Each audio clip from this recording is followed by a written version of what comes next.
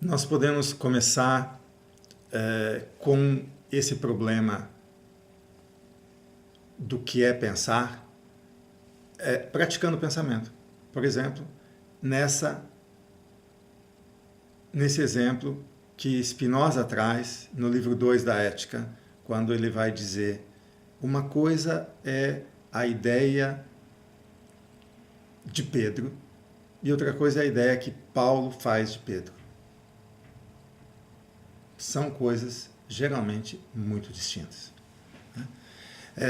Esse exemplo de Spinoza, ele serve para qualquer um de nós. E geralmente os humanos não ultrapassam essa condição. É muito importante a gente observar isso. Esse exemplo ele é tão importante que, se você consegue realmente entender a diferença, chegar no fundo disso, você vai perceber um divisor de águas entre pensamento e imaginação.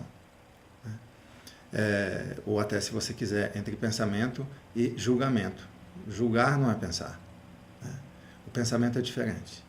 Então, vamos centrar um pouquinho nesse exemplo de Spinoza. Diz Spinoza, uma coisa é a ideia de Pedro. Ou seja, o que ele quer dizer com isso? É o que o Pedro é, na realidade, em toda a sua natureza. É isso que Pedro é. A ideia dele é tudo o que ele é na essência. E, claro, essa essência está existindo como Pedro. Então, é Pedro enquanto essência na existência. É tudo o que ele é a natureza dele. Então, aqui não tem fraude. Não é nem menos nem mais do que Pedro. É a ideia adequada. Ela é inteira, intrínseca à natureza de Pedro e exprime essa natureza existindo em ato. Então, é a ideia de Pedro. A ideia real de Pedro. Agora, outra coisa é quando Paulo se relaciona com Pedro e tem uma ideia de Pedro. O que é exatamente essa ideia de Pedro em Paulo? É na medida em que Paulo, que também é uma natureza existindo, se relacionando com outra natureza existindo, na medida então que Paulo, ao ser afetado por Pedro, ele forma uma imagem de Pedro. Não exatamente a figura de Pedro, a fotografia de Pedro, mas uma imagem no pensamento, uma imagem no desejo, uma imagem afetiva de Pedro, que é exatamente o que Pedro provoca no ânimo de Paulo, no humor de Paulo. Paulo fica mal-humorado, fica mais com medo, com inveja, com ódio, ou ele tem amor, ele sente alegria, né? Qual é exatamente o sentimento de Paulo na relação com Pedro? Então, esse sentimento de Paulo na relação com Pedro é a afecção do corpo de Paulo na relação com Pedro. Essa afecção surgiu do encontro com Pedro, mas ela é de Paulo. E essa afecção que o Paulo vai chamar de ideia. A ideia que ele vai ter de Pedro é essa afecção, essa modificação que ele sofreu ao encontrar com Pedro. E dependendo da nuance, alegre ou triste, né, vantajosa ou nociva, dessa afecção, dependendo disso, Paulo pode julgar Pedro, para o bem ou para o mal.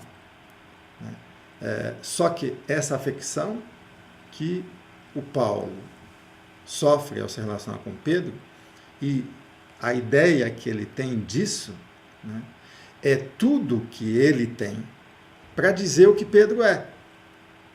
E se ele se aventurar, se precipitar a dizer que Pedro é isso, ele está não só errando, como ele está fraudando a realidade.